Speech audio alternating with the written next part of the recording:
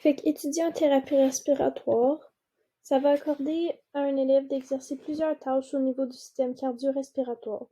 Une fois le programme qui est complété, l'élève va pouvoir côtoyer divers professionnels de la santé, incluant les médecins. La profession de thérapie respiratoire est une grande tâche. Il y a plusieurs niveaux. Par exemple, une personne peut travailler à l'urgence, aux soins critiques, enseigner et faire des diagnostics.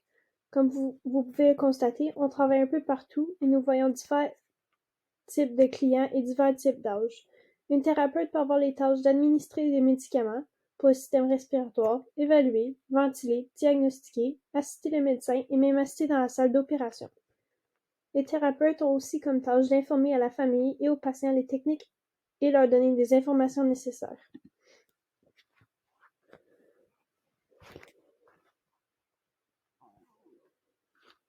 Fait qu'au niveau des départements, c'est un peu partout, aux soins critiques, en urgence, néonatalité, salle d'opération, anesthésie. Fait que quelqu'un qui veut s'informer sur les tâches, tu peux administrer des médicaments, évaluer, ventiler, diagnostiquer, assister un médecin ou un autre professionnel, informer la famille. Puis les qualités requises. Un élève qui aimerait étudier en thérapie respiratoire doit avoir certaines qualités. Il doit être capable de travailler sous pression, être rapide, travailler manuellement, être organisé, le service à la clientèle, la résolution de problèmes et la gestion du temps, être professionnel, un bon travail d'équipe, une bonne compétence orale et écrite, et être bilingue. Fait que la durée du programme. Le programme de thérapie respiratoire est de durée de 3 ans. Au niveau des premières étapes, l'écolier va avoir la chance de participer à quelques stages et voir le milieu de travail dans lequel il va travailler. Il va aussi en apprendre davantage au niveau des laboratoires qui seront faits. Depuis, il va avoir des cours théoriques pour apprendre comment fonctionne le corps, comme approcher un patient, comment le matériel se nomme et fonctionne.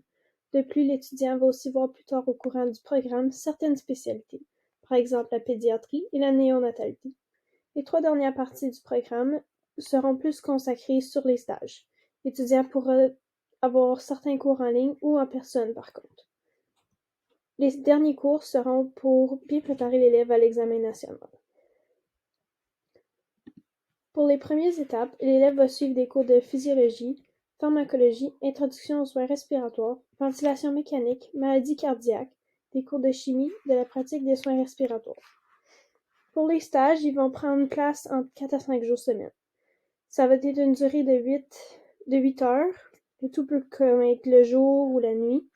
L'étudiant pourra être demandé de faire des 12 heures et non 8 heures. L'étudiant doit être prêt à sortir de la région pour faire son stage. Le Consortium national de la formation en santé peut venir en aide financière avec certains élèves.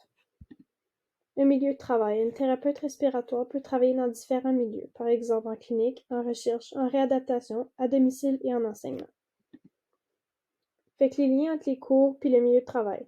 Dans la première étape, l'élève va faire un montage de cylindre et du mur médical.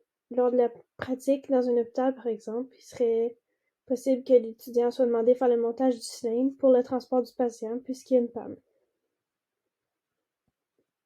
Les laboratoires sont faits en salle de classe, qui sont des très bonnes pratiques lorsqu'un étudiant doit aller à leur stage. Il peut faire aussi apporter différents cas que tu peux faire face dans un stage. Fait qu'au niveau des cours introduction aux soins respiratoires, ça va pouvoir effectuer la vérification du montage et vérifier le mur médical et des équipements. Un étudiant va avoir la capacité d'évaluer un patient, administrer des médicaments et l'oxygénothérapie. L'écolier sera aussi en mesure de donner un rapport. Pour physiopathologie, un élève va pouvoir reconnaître les différentes maladies et les différents chocs. Pour faire un bon diagnostic, il va aussi reconnaître l'oxygénation et l'hémodynamie. Lorsqu'un étudiant gradue, il va pouvoir offrir des services diagnostiques et thérapeutiques. Il va effectuer des tests de la fonction pulmonaire, effectuer des tests de marche, aider au contrôle de la qualité et des infections. Il y a aussi plusieurs d'autres cours qu'il va pouvoir suivre, qui va lui apporter à divers endroits, puis qui va pouvoir se